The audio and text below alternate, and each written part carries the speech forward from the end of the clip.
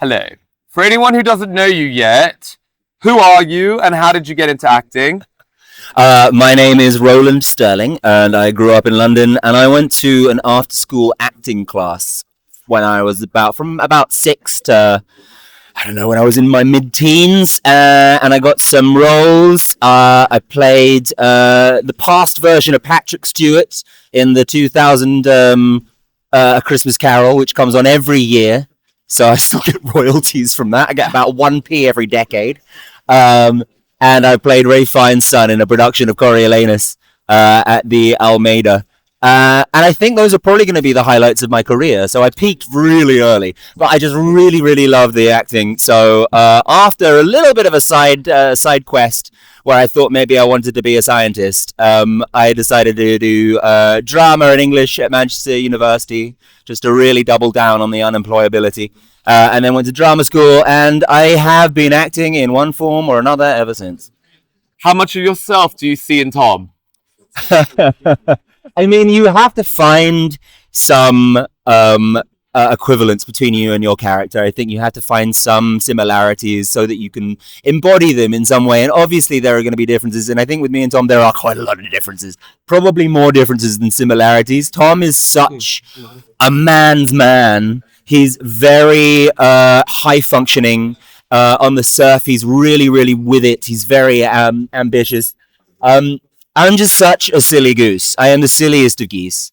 I have a really bad ADHD, so I'm just all over the place. I'm losing things all of the time. So it's really, really fun for me to get into this character who's just like very kind of like dominant, very, the world is his oyster, but then also has a lot of inner turmoil. Like he's really getting to discover himself. And I think that's another difference between us, because I like to think of myself as being quite emotionally stable. And I really quite like myself. And I think Tom maybe doesn't so much, or at least he's discovering the things that he likes about himself after a lifetime of not really knowing. Who do you play in this, and where do they fit in Lexi and Petunia's world? So I play Tom, and he is Lexi's most recent love interest. They have a very, very physical relationship, but they're not entirely sure where they sit emotionally yet.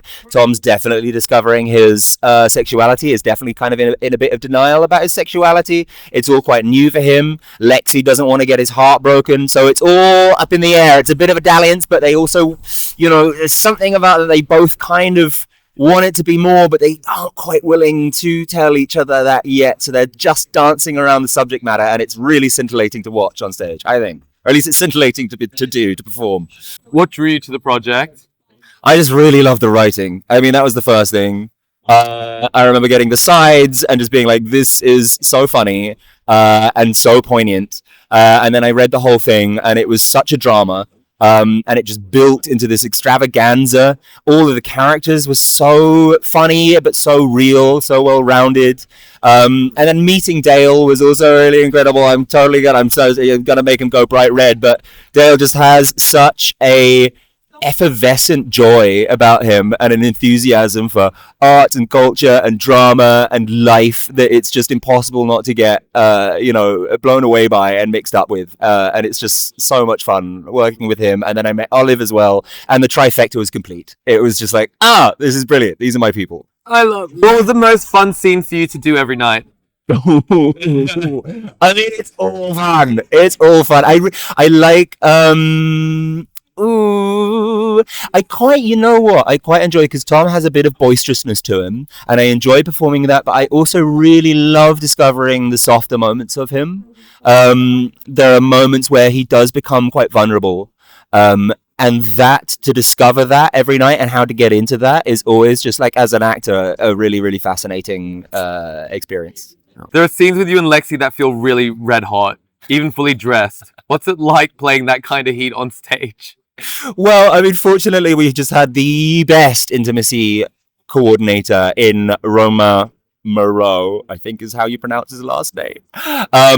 And he was just he's so lovely and so professional and so zen, and just brings the exact right atmosphere into the room. And it's really just about, I mean, intimacy coordination obviously is about safeguarding, but it's also just about telling the right story and helping us to tell the story and finding those moments and what do they mean? What does each kiss say? Who is saying it? What's changed afterwards? And I feel like discovering that was actually really crucial for me to understand this play. In the rehearsal room, I think we did a lot of stuff where we would talk to him individually about what we felt comfortable with, and then stuff all together about the journey of it, the arc that they discover. It's very raunchy and very sexy, but there are also intimate bits which are just that, very intimate, quite quiet, quite intense, quite romantic. And I think they all serve the sort of story. It's not gratuitous at all, because everything is in service to the play, I think. Was your character easy to find, or did it take some digging? It took a little bit of digging. I think it took like I said, I think he's quite different to me. And so discovering what maybe his backstory is, what has led him to live a life of some denial, what kind of environment he might have grown up with to make him feel like that was maybe not acceptable. I'm so lucky and privileged to have grown up in a family where I knew both of my parents would love me no matter who I decided I was going to love. But I think that Tom maybe doesn't come from that. And so doing a little bit of digging and asking people, and looking into backgrounds of people that I know who are like that, who have gone on journeys of discovery, was really, really important. And then also just discovering the physicality of him too. I think he's so sort of animalistic in a lot of ways. So I did a lot of kind of looking into different kind of like slightly big cat-like ways of moving. It was really fun. I got really stuck in, and it was just such a joy. What's it like joining a show that's this personal to Dale? I mean, it's glorious. I think it is so personal to Dale, but he's so good at sharing it with us. It's always felt like a really inclusive and we've always felt like an ensemble. It's always felt like a collaborative effort. Obviously, at the end of the day, it is Dale's vision. It's his writing. He's in it. He's put so much of his heart and soul into it. And that just makes you really, really want to push to make it be as good as he possibly can be. Because, it's just so joyful and wonderful.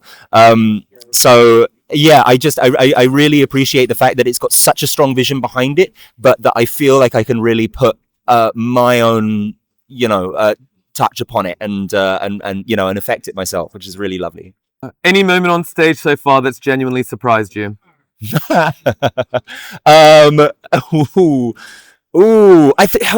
far it's been okay. I mean, there are always little discoveries and surprises that you make in any performance. I think like it is genuinely different each night. No nasty surprises yet. There's been a couple of little gaffes that I don't think anyone would really notice except for us, and they've always been laughed about afterwards. But yeah, nothing terrible yet. Fingers crossed. Knock on wood. What's your favorite line, yours or anyone else's? Ooh, I really love it when Lexi tells Petunia, "You have to go and throw up now," and then Petunia says, "You know I can't. I haven't had a gag reflex since sixth form," and it gets a laugh every night, and I am giggling backstage listening to it every night. How's your first run of this show, night to night? The first run, it's so good. I mean, there's always a little bit of chaos from the first couple of nights when you're in a new space, and the tech was a little bit of a chaotic mess, and we were trying to get this enormous set in because the set is really monumental. It's really impressive. I'm always astonished that we managed to get it on and off in time, but we do, and we have done every time. And so there was a little bit of a easing into it for the first week.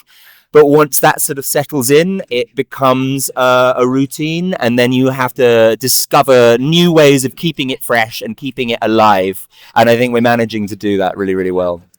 What would a London transfer mean for you specifically? Oh my God, so much.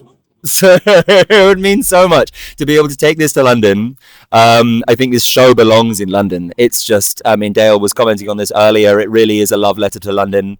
I love London's theatre scene. I would, love to take this to the Soho. I think it would just be so at home there, or Riverside Studios, or the Bush.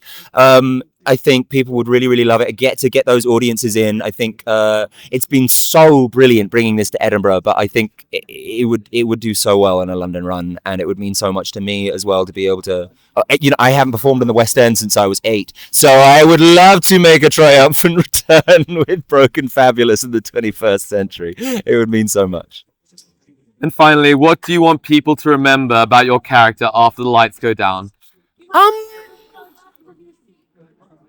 I would like people to remember Tom as being someone who maybe did some things which are unforgivable by certain people, but they were done because he was still discovering himself and uncertain of himself, and deep down really just a scared little boy who needed a hug.